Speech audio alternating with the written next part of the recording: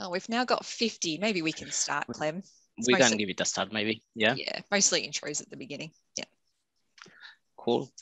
So yeah, thanks everyone for joining to this Future of Neighbors Energy consultation webinar on recognizing uptake of renewable energy. We are very excited to you, and like Mon was saying, to as a way to capture your input through this webinar.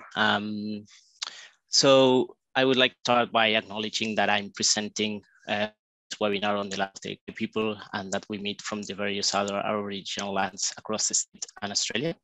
We acknowledge the traditional custodians of the land, and we show our respects for elders past, present, and emerging. My name is Clemente Allende. I'm the Technical Projects Manager for Neighbors, and I will be presenting to you today on the Future of Neighbors Energy Project. There's also with me Monique Alfries, who you might have already heard. She's Head of Operations and Standards in Neighbors, and will also be assisting with any questions you might have and addressing those, as well as Prachi Garnawat. She's a Technical Officer, and she will be just helping today with any technical issues. There'll be with people joining, as well as launching the polls in the background. A couple of guidelines for this webinar.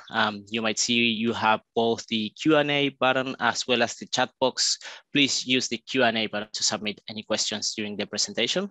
Feel free to use the chat box as well to send through any comments or clarifications. But yeah, it will be easy for us to manage your questions if they are submitted through this Q&A function. There also will be polls throughout the presentation to help capture your input. Please participate in this, like we are very interested in hearing what you think about the changes we'll be presenting. And this session is also being recorded, and will be available in our website. So if you think or know anyone who might be interested in this and was not able to attend this session, please share the recording with them as well. This is our agenda for today. It broadly follows our consultation paper, in case you might have already seen it. But so today we will be basically having an introduction session touching very broadly on what the Future of Neighbors Energy Project is. And then we'll be stepping to the main section of this presentation, where I'll take you through the changes we're proposing on rewarding the uptake of renewable energy. We have also set some time at the end for final Q&A in case there was any questions that we couldn't address during the presentation. Okay, so let's start diving into the introduction. Very broadly, and you might have already noticed if you have participated in our previous consultation webinar last year in May, or our previous consultation paper, or have gone through this consultation paper. But the Future of Neighbors Energy Project seeks to align neighbors with emerging energy trends. And these energy trends are mainly the decarbonization of the grid, of the electricity grid, the increase in the number of building owners committing to net zero targets, changes in renewable energy procurement, as well as the new market-based carbon accounting from the WRI greenhouse gas protocol. As part of this project, we have been working very closely with several stakeholders through different channels. One of our main group of stakeholders is what we call our technical working group. This technical working group is comprised mainly by building owner companies, which have been key in helping us understand what are their needs and problems and how we can convert this into opportunities. We also have the Neighbors National Steering Committee. The NSC basically is in charge of guiding the strategic direction of neighbors, and they have been providing feedback as part of this project, as well as validating our objectives. So what are these objectives? Well, what we wanted to think about is what is the sort of behavior change that we want to see in the built environment. And what we landed with was basically accelerate the transition towards energy efficient buildings running entirely on renewable energy. This is our main key behavioral change objective, which is supported by two other key enabling objectives. The first one, to enable policy creation that can drive this transition and to influence a broad market share to lead this transition. I'll be touching a bit more on these objectives later on. But if you want to know more about the future of Neighbors Energy Project as a whole, and as well as other changes that we have been working on lately, please go to our public consultation paper. I think Mon will be sharing the link where you can download both the consultation paper and the response form for this consultation in our chat box. And the consultation form or response form is basically this Word document as the one you can see on screenshot on the screen. We have all the questions that are part of the consultation paper, and there's space for you to enter all your comments or feedback. And then you can send this through to us. The close date, please bear in mind, is the 25th of October. So please send through your response form before then. But if you, of course, have any questions, please feel free to get in touch with me. Okay, so jumping now into the core section of this presentation, I will be now taking you through the changes that we're proposing, as well as the reasoning on why we're proposing these changes. I would like to start by refreshing or reminding you how we currently recognize the uptake of renewable energy. This is something that you all probably already know, but currently any building or office tenancy that is seeking a neighbor's energy rating and has procured any amount of green power currently get 2 star rating results. So the one on the left is the standard neighbor's energy rating, what we call without green power, which speaks directly to the energy efficiency performance of the building. And then depending on the amount of green power that they have procured, they can get a boost in this star rating up to 6 stars in what we call the neighbor's energy star rating with green power. So this tool has been with neighbors for over 20 years, I believe, and has had its success in rewarding or incentivizing the uptake of green power. But there were also a couple of issues that have been raised by different stakeholders along these years. One of them, and this is a more recent issue, but the fact that the lack of alignment with the market-based carbon accounting method, which again is something that I'll touch in more detail later on. But then also, maybe more importantly, the fact that having 2 star rating result introduced a level of confusion into the market, basically by having no clear distinction between energy efficiency performance and the use of renewable energy, as both are communicated with a star rating result. So this flagged with us the need to improve the way neighbors recognizes the uptake of renewable energy in buildings, and that's why we are coming with this new strategy. Please note that we will continue to support and recognize the purchase of green power alongside other forms of renewable energy procurement. So before we jump into what are the changes we're proposing, we have a quick poll. If Prachi, you can launch this poll so we can see what everyone thinks. I'll give you a couple of seconds to go through the question, but basically we're asking if you agree that the neighbor's energy with green power rating tool created some confusion in the market. Getting the results in thick and fast. Getting the results in there. Clem, I might get you to turn off your video because your internet connection, I think, is getting your voice to jump around a bit. Okay. Sometimes when we have the background on, it takes more CPU. Yeah, definitely. Hopefully now you will hear me better. Interesting. So we've got about 2/3 of the people agreeing with the statement that there's some confusion. We've got 17 or about 20%, I would say maybe, 17% saying no, and then about 1/5 saying not sure. So sort of equal between no and not sure at about 40%, I would say. And then, 60% saying yes. That was quite clearly the feedback that we received from our technical working group when we were working on this, but interesting to sort of hear that in this webinar, it's perhaps still, I would say the majority is saying yes, but it's a little bit more skewed towards the no or not sure. And for those who don't agree with this, that's of course perfectly fine, but we definitely are keen to understand why you think this. I guess this is a good segue to prompt you to provide your feedback through the response form so that we can better understand what do you think about the Green Power Rating tool. Yep. Cool. So I think that's all the responses. We can end the poll now. Thank you, Prachi. Okay, so let's dig now into what we are calling the renewable energy indicator and how we're planning on communicating the uptake of renewable energy.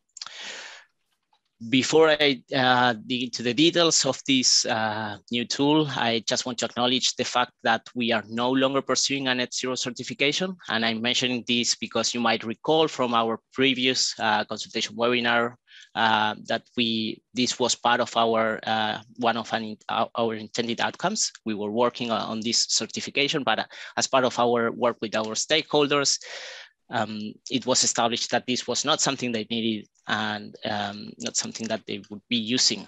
Instead of that, we came with this new concept of a renewable energy indicator as a transparent way of communicating renewable energy on every neighbor's rating.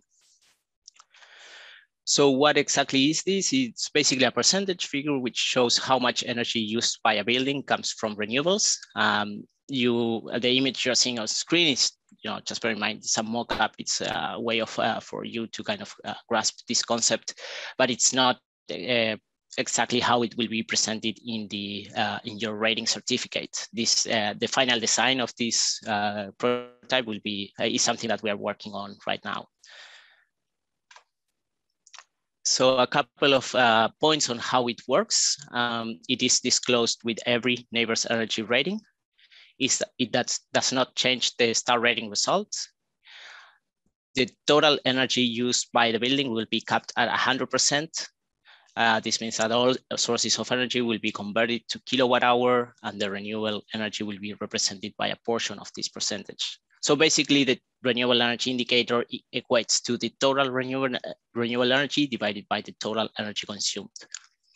And it also uses the market-based carbon accounting, something I touched on before. So what exactly does this mean? Well, to begin with, it means that the renewable energy target from the grid will be recognized. So as you might know, there's a percentage from the grid that already comes from renewable sources.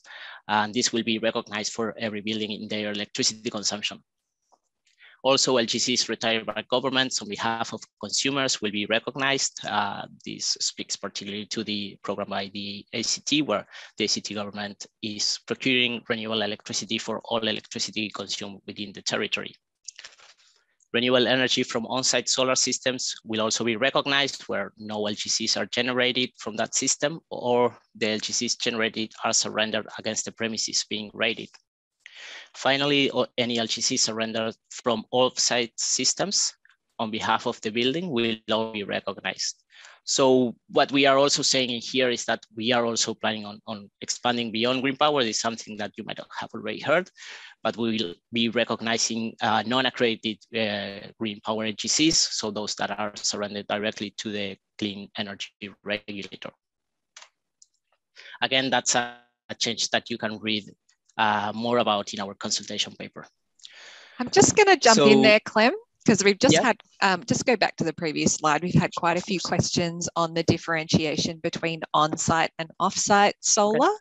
So what Clem's talking here is specifically around the changes to do with neighbours' energy with green power and the new renewable energy indicator.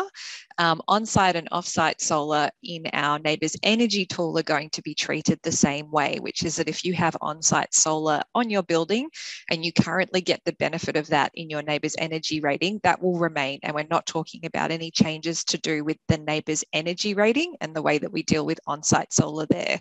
What we are talking about now is changing or introducing a renewable energy indicator, which will account for your carbon using market-based accounting, which is an international standard on the way that you account for carbon. And that talks about how on-site versus off-site solar is treated and what it means, which Clem's gone through here is that if you have on-site or off-site solar and you generate an LGC and that is surrendered on behalf of the building, you get the benefit of that. But also if you generate on-site solar on-site, but you don't generate any LGC, so nothing is being surrendered anywhere, you also get the benefit of that as well. But if you generate on-site solar and you generate LGCs, or you generate a carbon certificate and you sell that to someone else, you no longer get the benefit of that because now somebody else is including it in their renewable energy indicator, and we want to make sure it's not counted in two places. So we will come back to that concept again. I know that it's a little bit tricky and we've had quite a few different questions coming through the chat on that. So I just wanted to just clarify it here, but I think we will come back to that question again at the end. All right, thanks, Clem. Thank you, Man. Yeah, that's a good clarification. And yeah, just to add that, yeah, this refers just on the way we are calculating the renewable energy indicator. It does not affect how neighbors' Energy Star ratings are being calculated. That remains the same as how it's been working. So yeah, back to what I was saying, neighbors will basically provide for every certified energy rating, the current neighbors Energy Star rating as an indicator of the efficiency performance, and the renewable energy indicator as an indicator of the use of renewable energy. So yeah, you will be getting both indicators in your rating certificate. So as part of our work with stakeholders, we, of course, when we developed this high-level concept, we went back to them to make sure that it aligned with our project objectives, and they all agreed that this renewable energy indicator helps them in their transition towards energy-efficient buildings running entirely on renewable energy, mainly given the fact that not all buildings might already be on 100% renewable energy, but this helps them recognize their transition towards that main goal. Also, being this tool quite flexible, it enables or helps the policy creation that can drive this transition. And finally, because it will be readily available with every neighbor's rating, it has the potential to influence a broad market share. Our neighbors customers, and by neighbors customer, I'm mainly referring here to building owners, building owner companies, which we have been working with. They all agree that the renewable energy indicator is a valuable idea, that it conveys the intended meaning. And also we kind of asked them to rate from a scale from 0 to 10, their level of support to this initiative and how likely they were to implement this change.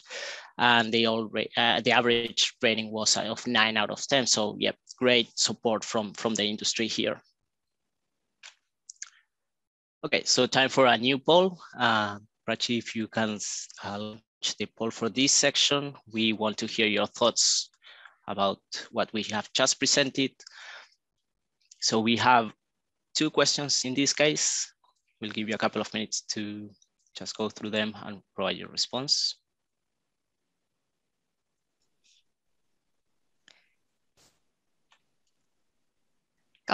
Got some early winners here. I won't say because only 50% of you have voted so far.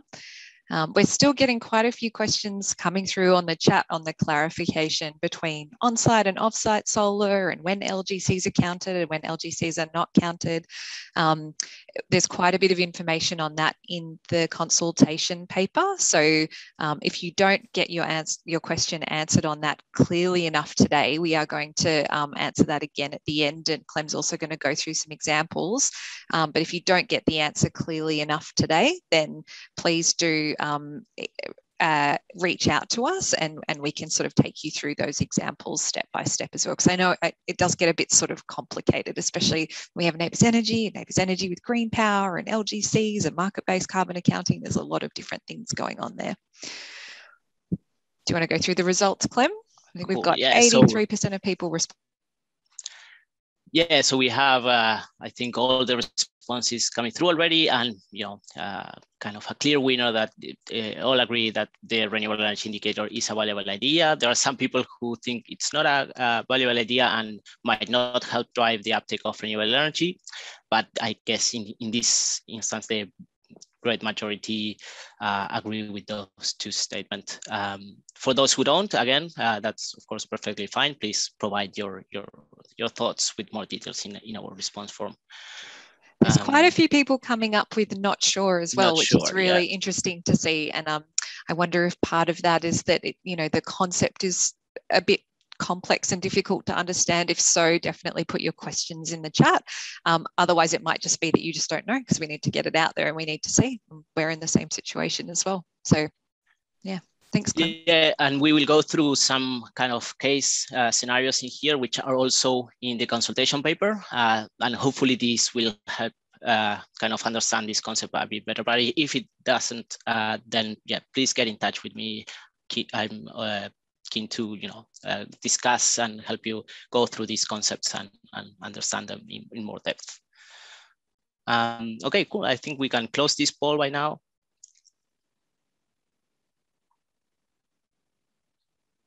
And we can move into the next session. Cool.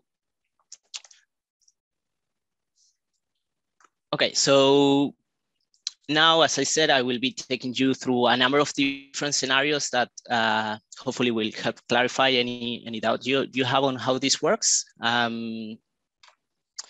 Let's start with a building. Let's say this building is located in New South Wales and has no voluntary renewable energy purchase.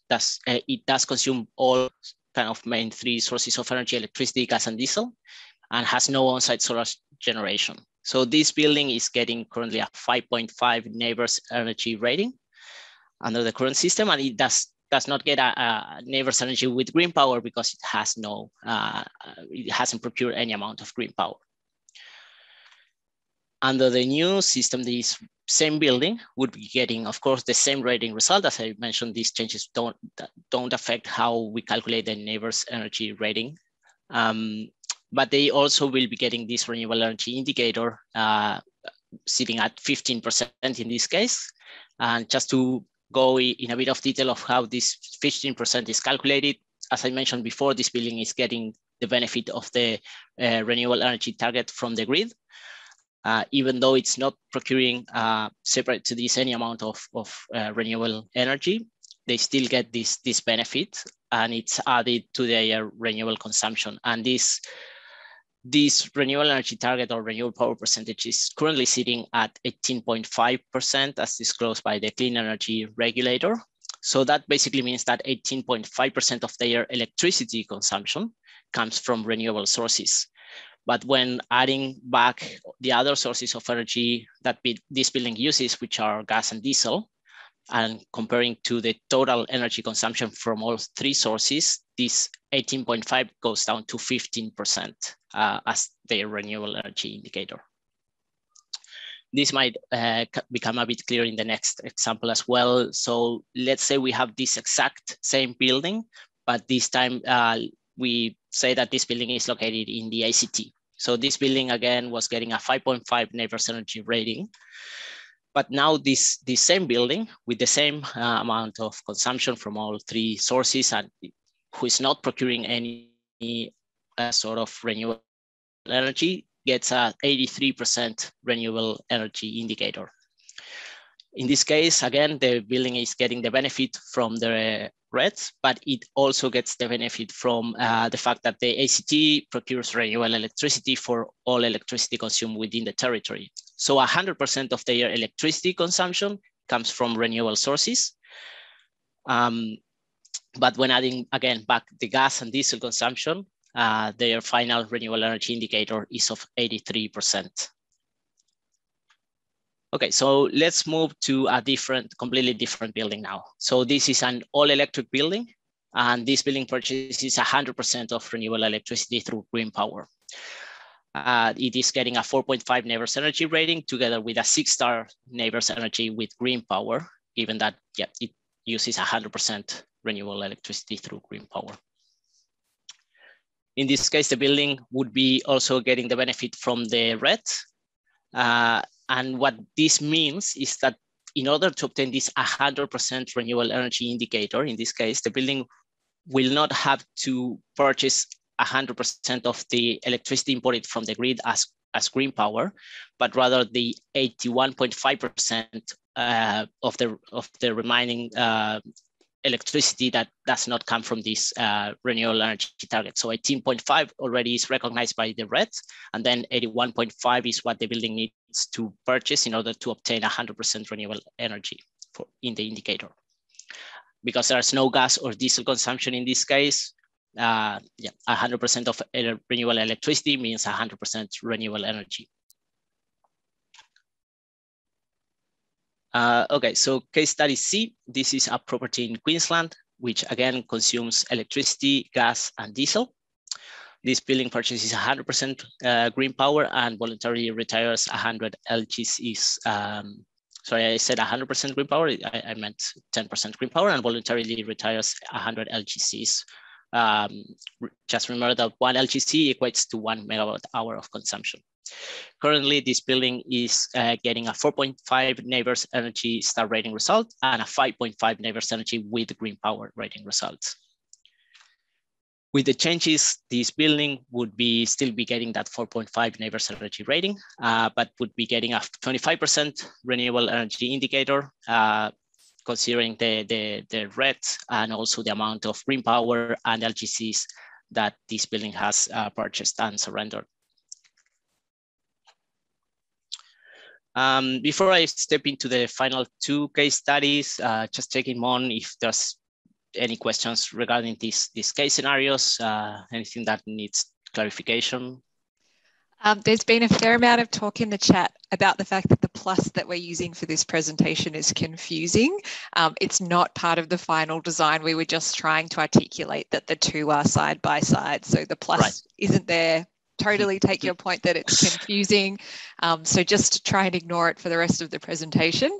I'm getting to the rest of the questions in the chat. I think that I can probably just answer these here. There has been a question from Chris about what happens when we go over 100% renewable energy purchase. I'm just writing a response to that now, but we are following the rules for market-based accounting when we calculate the amount. So I'm just going to type that in there, but that's sort of, that's what we kind of keep coming back to, is what do the rules say that we should do in those situations. And I'll let Clem take it from here. Awesome, thanks, Mon. And sorry if the way of just trying to visualize the concept might not be the clearest one. But yeah, so now I will go into two case studies that kind of mainly speaks to buildings who have on-site solar generation systems. In this case, this building has an unmetered solar generation system. And this building is getting a 4.5 neighbors energy rating. Because the system is unmetered, they would only get the 15% renewable energy based on the red, again, that's being recognized. But no other contribution is accounted as part of renewable energy. So basically, because the system is unmetered and we cannot base our calculation based on estimates, we need the actual generation and actual consumption. The generation from the system is ignored both from the renewable energy portion of the calculation and the total energy consumed portion. So this building is just getting this 15% exclusively based on the portion of the grid that comes from the renewable energy target. So let's say now that this building has now is getting the system metered, that will change how the renewable energy indicator is calculated. So they are still getting that 4.5 neighbors energy star rating result, but now they are getting a 25% renewable energy indicator.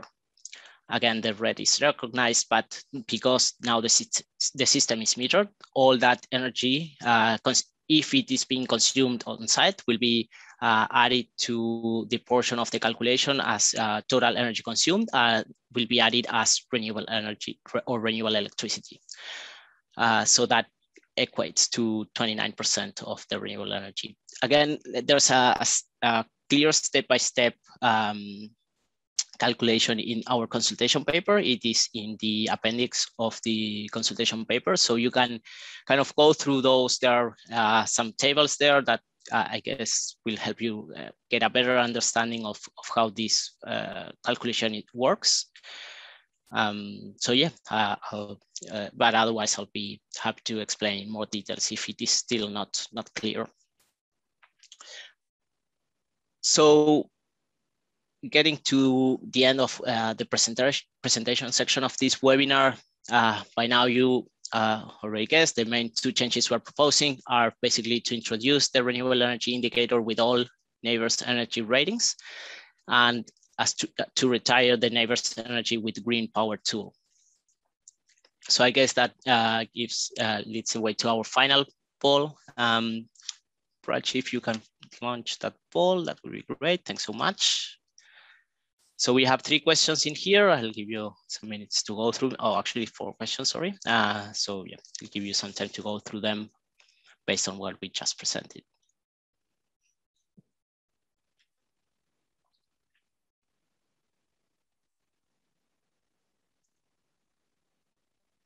Okay, response is starting to come in.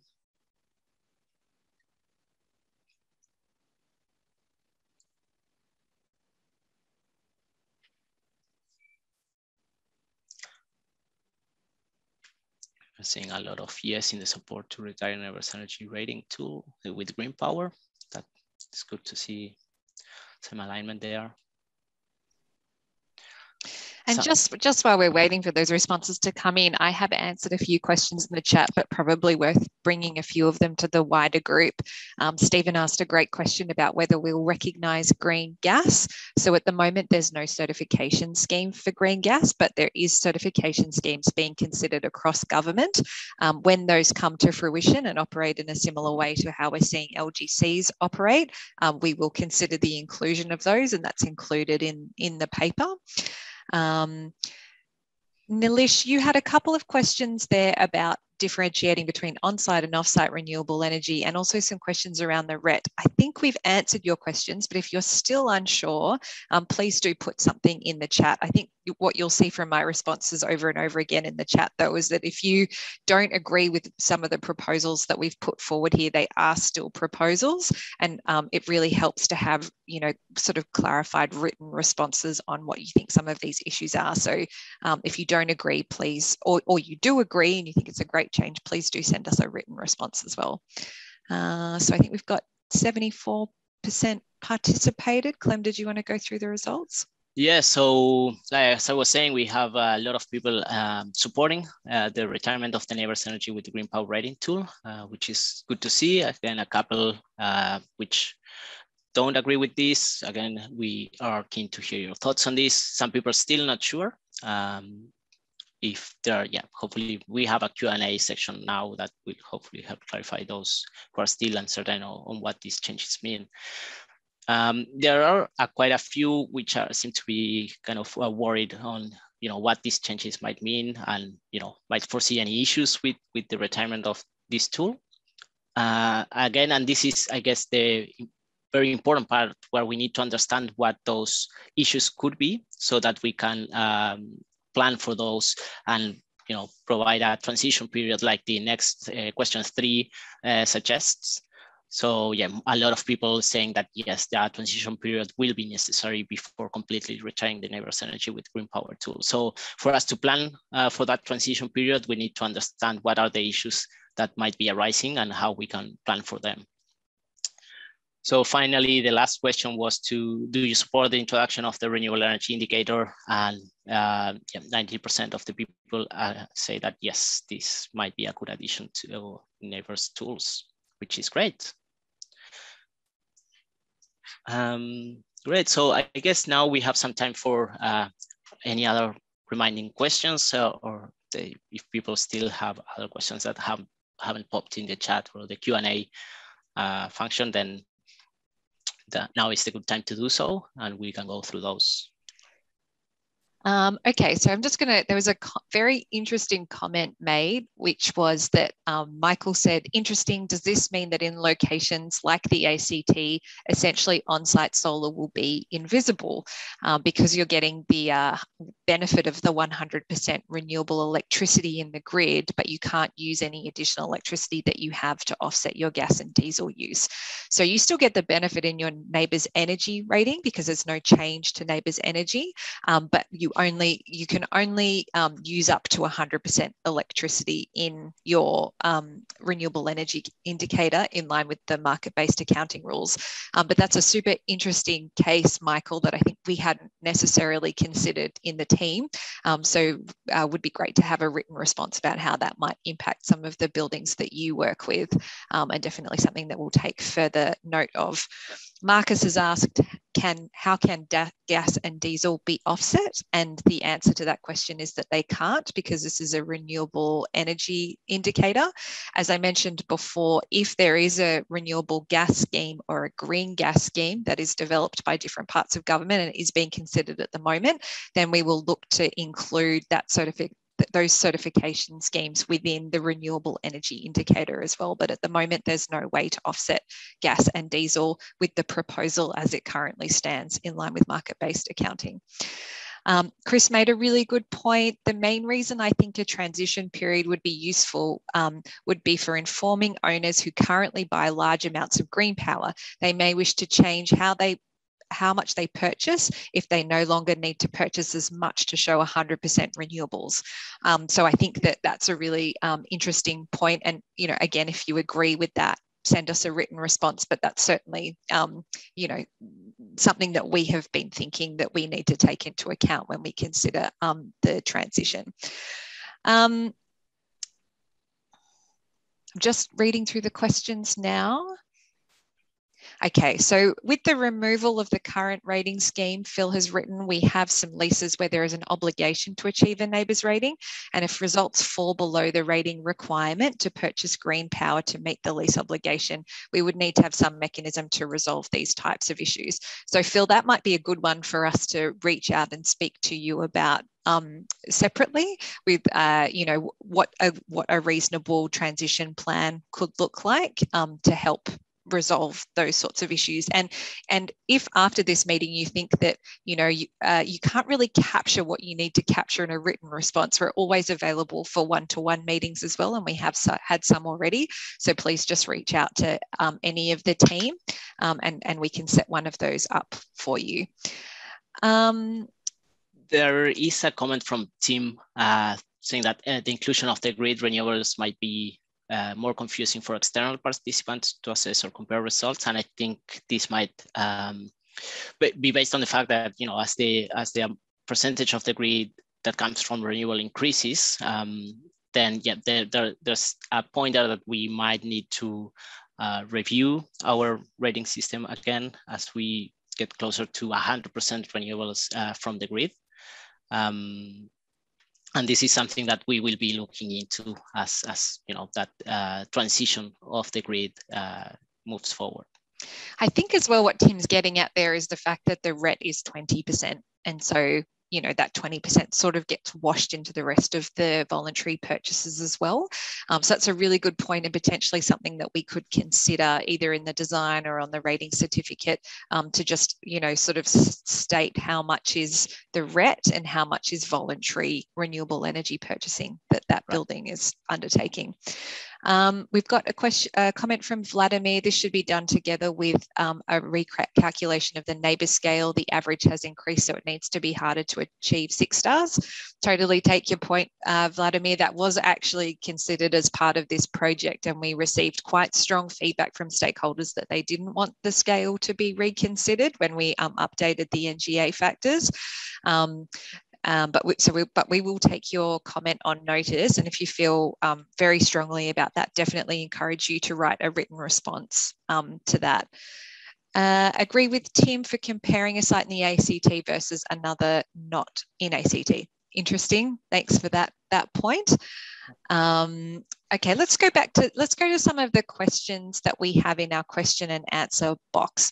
So we do have a specific question from Nilesh on one of the case studies.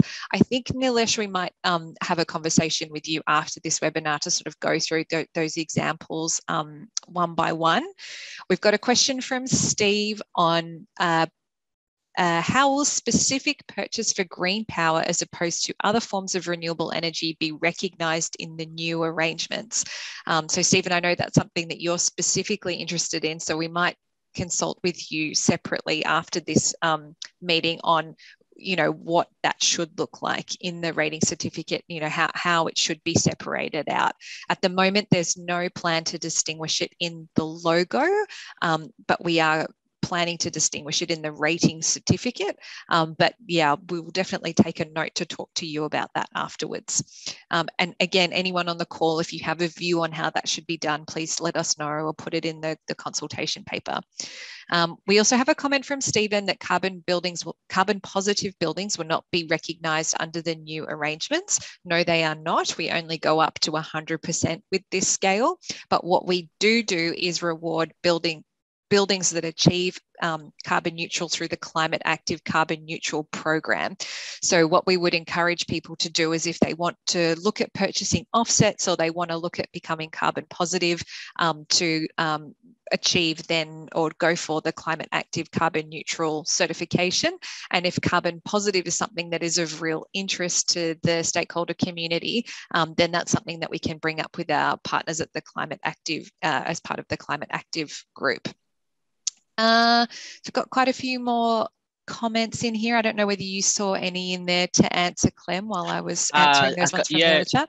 Just to address some comments I've seen in the chat, and to clarify, those buildings that still want to seek carbon neutral certification and and use carbon offsets for that again, that doesn't change. The carbon neutral certification remains the same. So any building purchasing carbon offsets can still use those for their carbon neutral certification.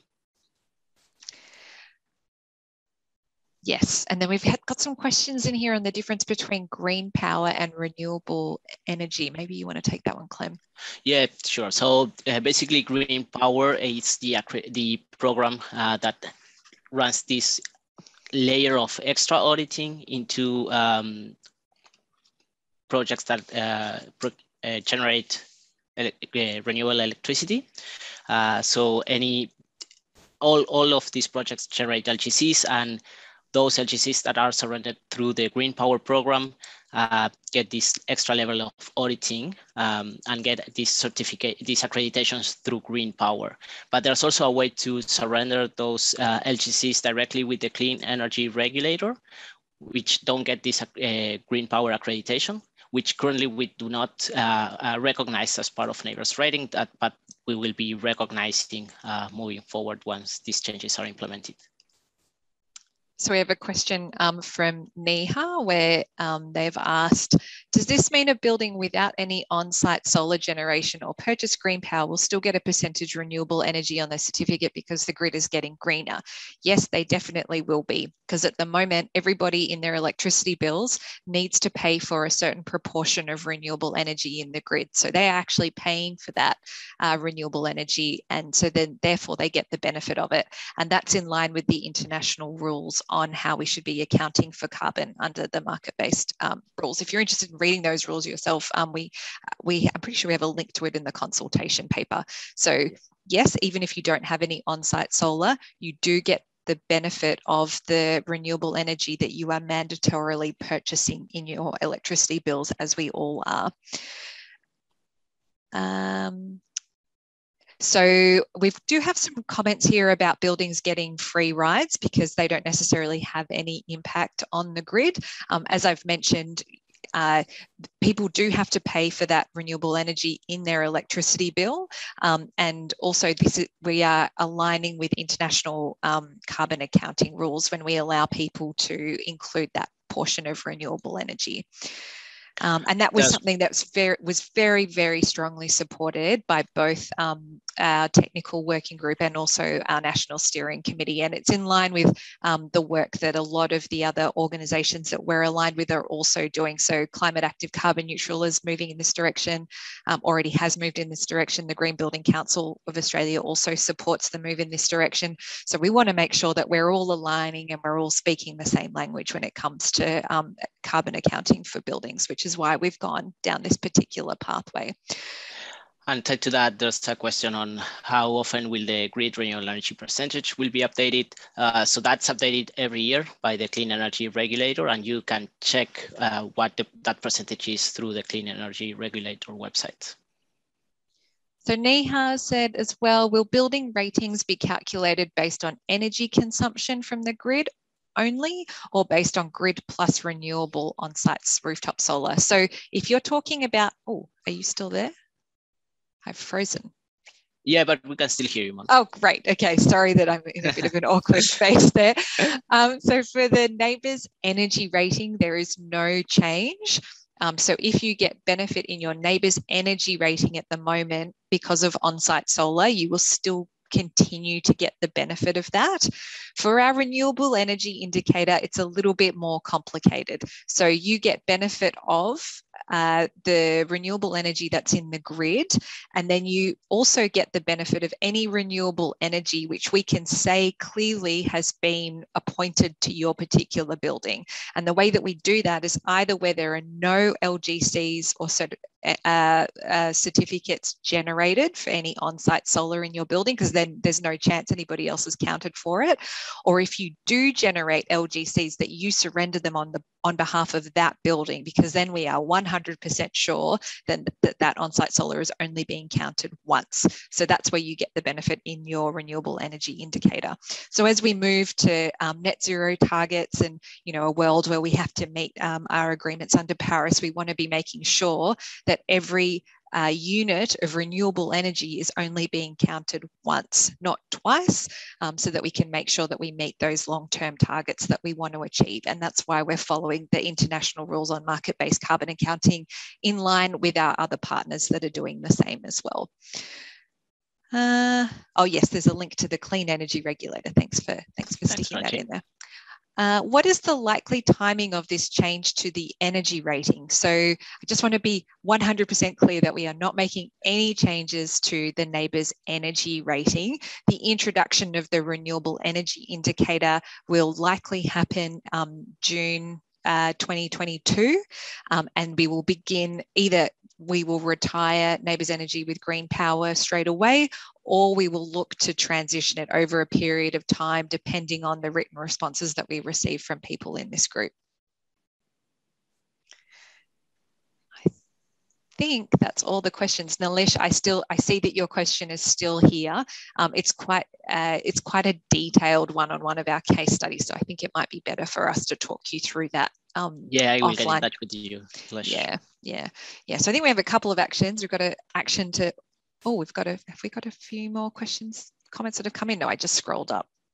I think maybe that might be all of them. All questions? Yeah. Great. Great, so moving to the very last section of this webinar, and not trying to get too intense here, but yeah, just another prompt to go to our website, download the consultation paper, and submit all your thoughts and feedback through our response form. You have time until the 25th of October. And yeah, like I said, there was the link there in the chat, so hopefully you have already visited our website there. There's some more information. But yes, thanks all for your time joining this webinar, sharing your thoughts, and yeah, participating in our polls. This is very useful for us, understanding how you think, and anything that we might have missed. Like I said, the issues with retiring neighbors energy with green power might implicate some unforeseen consequences that we need to plan for. So yeah, very, very interesting to hear your thoughts. Mon, do you have anything else to add as a closure? I just wanted to say it was really great to see all your comments coming through in the chat today. I think we definitely have a little bit of work to do on clarifying the on-site, off-site solar piece. Very interesting to hear as well from the group that there's strong support for a transition period. So that's, we weren't sure before we did this webinar whether that would be something that would be supported or not. But I think taking away from this, we are seeing that there's a strong desire for a transition period. I think it was also really interesting to hear those comments about the ACT and what happens with on-site solar in that situation, because that's something that we hadn't necessarily considered with that sort of extreme example of what we're seeing coming out, extreme but also amazing example of what we're seeing coming out of the ACT. So I think that they're my takeaways from today's webinar. Also, that point from Stephen about some differentiation between green power and also, the retirement of LGCs separately. So great to hear all of those comments, really appreciate it. And like I said, please reach out to us for a separate meeting or, write a written response, whichever works best for you. But also just wanted to note by saying that I think we've seen very strong support from this group in terms of the proposals that we're making. We've got a lot of yeses that came through on the introduction of the renewable energy indicator, which really echoes the feedback that we got from our technical working group, and also with the extensive one-on-ones that we did prior to releasing this consultation paper. So really great to be able to see that.